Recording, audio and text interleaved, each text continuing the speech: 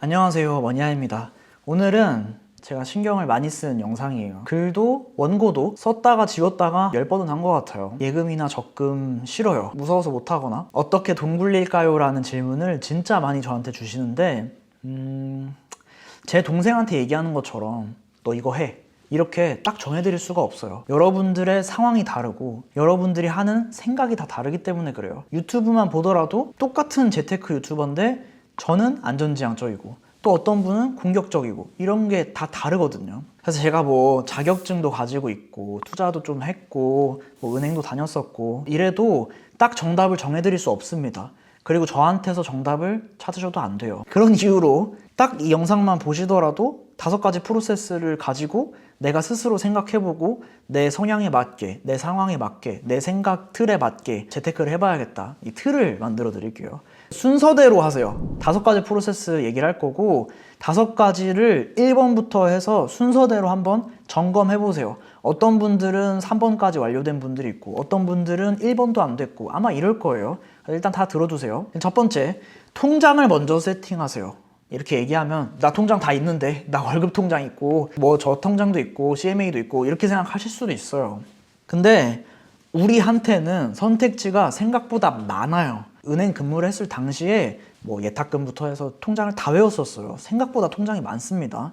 그래서 그 중에서 이 정도 선택지는 여러분들이 알고 계셨으면 좋겠어요. 3갈래예요. 첫 번째는 일반 통장은 가지고 계세요. 그러니까 일반 증권사 통장은, 그러니까 뭐 CMA 통장이거나 혹은 위탁 계좌라고 해서 투자할 수 있는 계좌였으면 좋겠어요.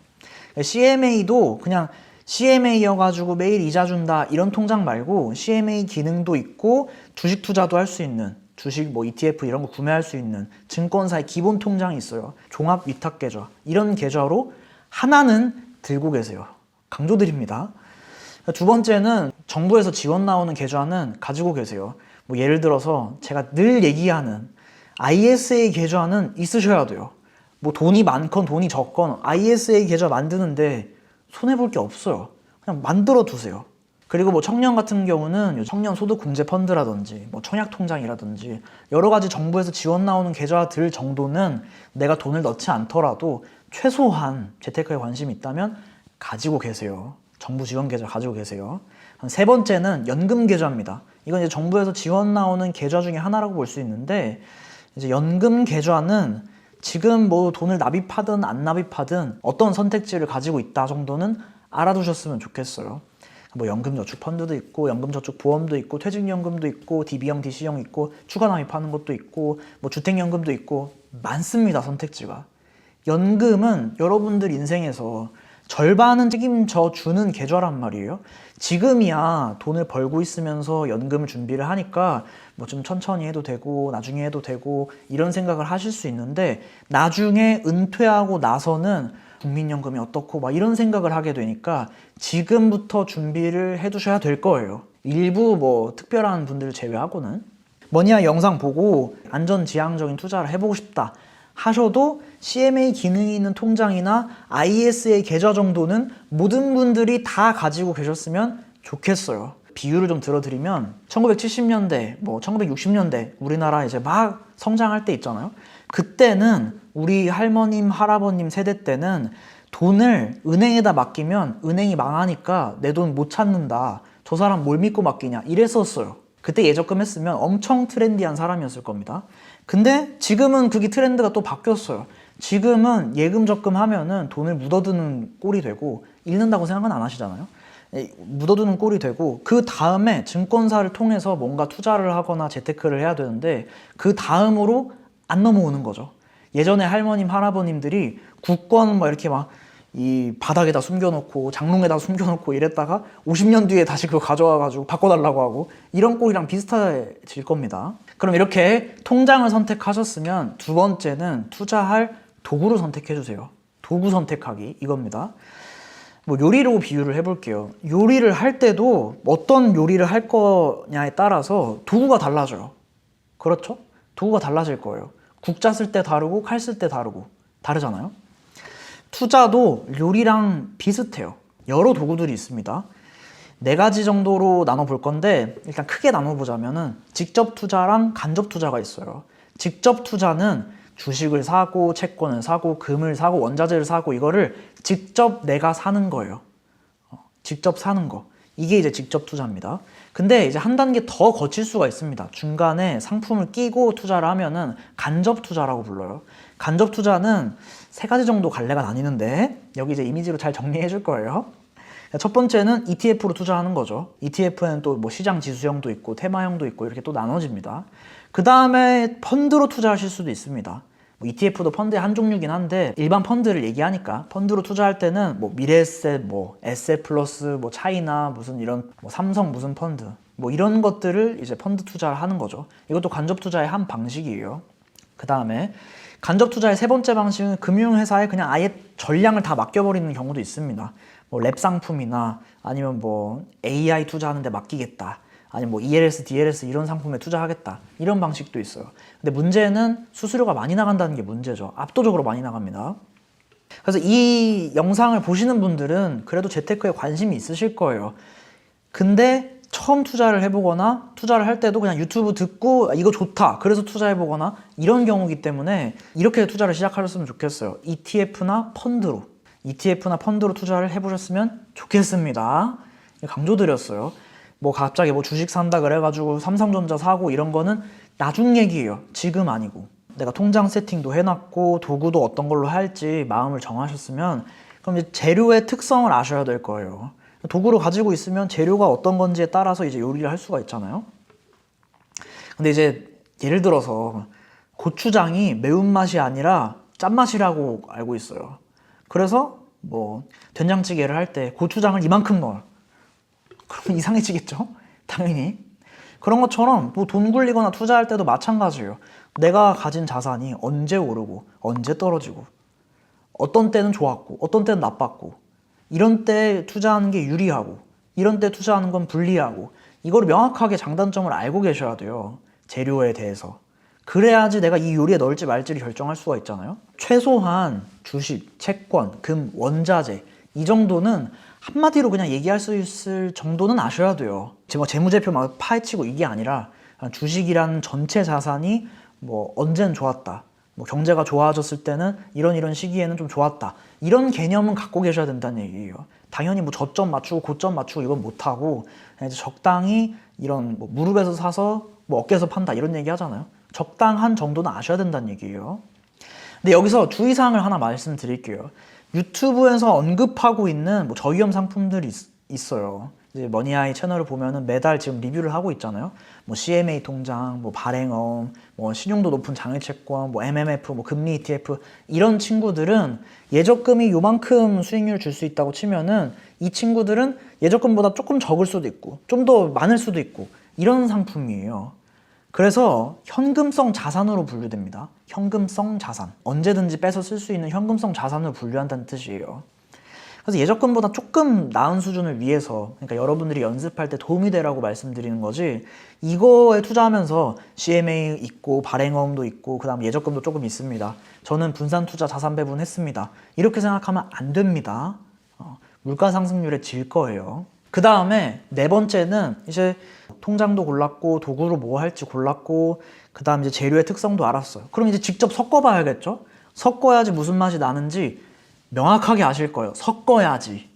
안 섞고 그냥 뇌피셜로 이거 넣고 그러면은 이렇게 될 거야. 뇌피셜로 하는 사람들은 진짜 초고수거나 아니면 그냥 밖에서 그냥 훈수 두는 사람이거나 둘 중에 하나예요.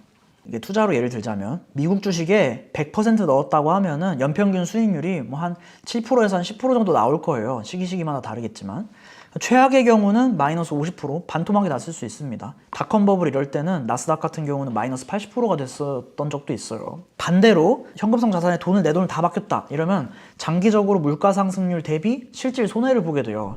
그래서 이 중간 다리를 하는 게 포트폴리오 투자고 그걸 이제 적당히 이제 재료들을 알고 섞어주는 게 좋겠어요.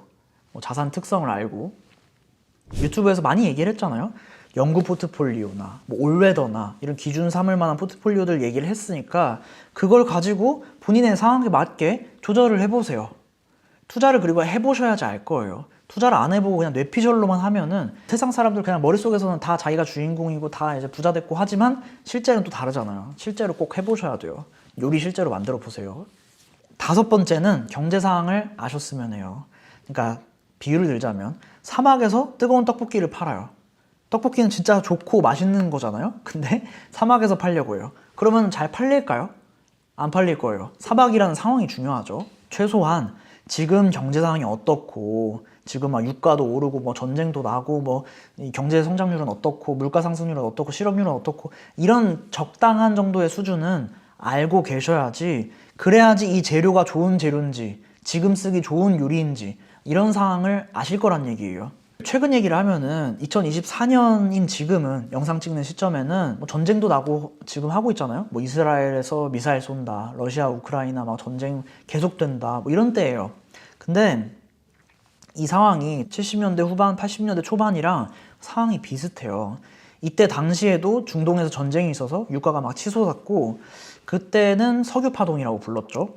그래서 그때 미국에서 폴 볼커 의장이 등장을 해서 기준금리를 20%까지 올렸어요. 지금은 그 수준은 아니지만 꽤 많이 올렸죠, 금리를. 그때도 금값이 엄청나게 오를 때였고, 2024년인 지금도 제가 ISA 계좌에 연구 포트폴리오 했으면 좋겠다 했을 때 지금 이제 수익률 뭐 측정을 해보면 뭐 의미는 없겠지만 어쨌든 금값이 많이 올랐으니까 수익률이 괜찮을 거예요. 이런 역사적인 배경 때문에 연구 포트폴리오를 설명을 드렸던 거고, 그래야지 여러분들이 저한테 욕을 덜 할 거니까 얘기를 했던 겁니다. 정리를 하면은 5가지는 이 순서대로 꼭 점검을 해보시고 생각을 해보셔야 돼요. 1번, 통장을 정한다. 통장 세팅은 그냥 해두셔야겠죠.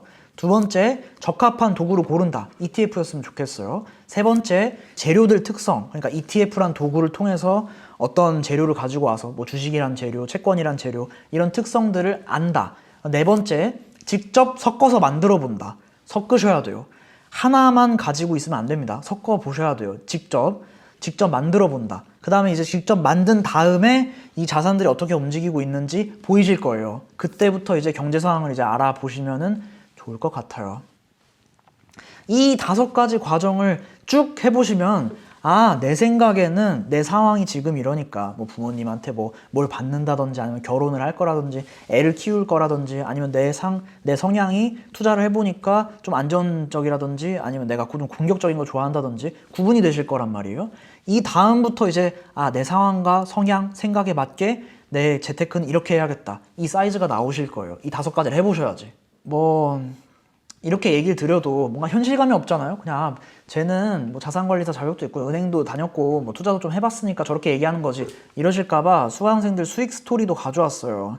2022년부터 뭐 시작해가지고 수익 냈다, 뭐 한 11% 정도도 있고, 뭐 금은 뭐 한 20% 정도 났고, 그다음 뭐 연금 계산은 이렇고, 이런 거 보시면은 여기 다 이미지 띄워드리겠죠? 이분들도 처음에는 예적금만 하셨던 분들이고 1, 2년 지나면서 그냥 이제 포트폴리오 만들어서 실제로 해보고 하면서 수익도 내보고, 아마 처음에는 손실이셨을 거예요. 수수료 내야 되니까. 이 손실도 겪어보고 이러셨을 거예요. 자전거 타는 거랑 똑같이, 요리 처음 배우는 거랑 똑같이. 요리 다 태워 먹어야지 그 다음에 내가 이거 잘못했구나, 내가 이렇게 해야 되는 거구나 알잖아요. 이런 것처럼. 그리고 여기서 수익 얘기를 하면은 계좌 이렇게 보여주니까 뭐 제가 조작한 거 아닙니다. 조작했으면 유튜브 영상 다 내릴게요. 조작한 거 하나도 없습니다. 그리고 이거 수익을 보면은 아마 이런 생각도 하시는 분들이 있을 거예요. 나 적금 11%짜리 가입했으면 됐지, 적금 10%짜리 가입했으면 됐지, 이렇게 생각하실 텐데, 네이버 적금 계산기에 똑같이 1년 넣었다고 해보면 이거 곱하기 2 정도의 수익률이 나야지 투자 수익률이 나와요. 예를 들어서 로봇공학자님이 후기 남겨주신 거 보면은 이제 본인이 한 800만 원 정도 투자를 했는데 한 10% 정도 이익을 봤다 이렇잖아요. 똑같이 그냥 12분의 1 해가지고 적금 계산기로 이제 계산을 해보면은 20%짜리 적금을 가입했어야지 이 수익률이 나와요. 근데 20%짜리 적금 가입해 본 적 있으세요? 아마 1980년대 90년대 돌아가서 막 재형저축 이런 거 해야지 나올까 말까 한 수익률일 거예요. 그래서 이거 혹시 이제 적금 수익률이랑 이 포트폴리오 투자한 수익률이랑 헷갈리실까봐 말씀드린 겁니다. 근데 5가지 얘기 드렸고 실제로 할 수 있다고 자신감까지 불어 넣어드렸죠. 그래서 제가 말씀드린 거는 영상만 보지 마시고 그냥 이제 누워서 영상 듣고 아 그렇구나 내일 해봐야겠다 이러지 마시고, 지금 뭐 증권사에 들어가서 만져보기도 하고, 증권사 앱이 없으셨으면 다운로드라도 해보고, 이렇게 뭔가 좀 하나 해보셔야 돼요. 실천을 한번 해보세요. 유튜브 영상만 쭉 보는 건 그냥 요리책 계속 보는 거랑 똑같아요. 그게 의미가 없어요. 요리 잘하려고 하면은. 제가 홈페이지는 들어올 수 있는 접속 수를 좀 늘려놓긴 했어요. 근데 이제 지금 추이를 봤을 때 연지 한 10일 정도 됐는데 1,600명 정도가 들어오셨더라고요. 그래서 이게 그냥 냅두면은 아마 이번 달 들어오실 분들은 꽉 찰 거예요. 그래서 영상 보시고 뭐 난 못하겠다, 뭐 뭘 만져야 될지 모르겠다 이런 분들은 제가 무료로 선행 강의도 만들어 놨으니까 포트폴리오 유료 강의 듣기 전에, 그러니까 유료 강의 안 들으셔도 되고 선행 강의 무료로 된 거부터 한번 들어보세요. 여기도 포트폴리오 얘기도 해놓고 했습니다. 무료 강의지만 20강짜리 뭐 한 3분에서 5분밖에 안 됩니다. 그래서 뭐 1시간에서 2시간 정도면 충분히 다 들으실 거예요. 그냥 쭉 들어보세요. 무료입니다. 20강짜리 무료 회계했는데 뭐라고 하면은 그 사람은 제 유튜브 채널에서 영영 추방하겠습니다. 네, 오늘 영상 여기까지 할게요. 5가지는 꼭 생각을 해보세요.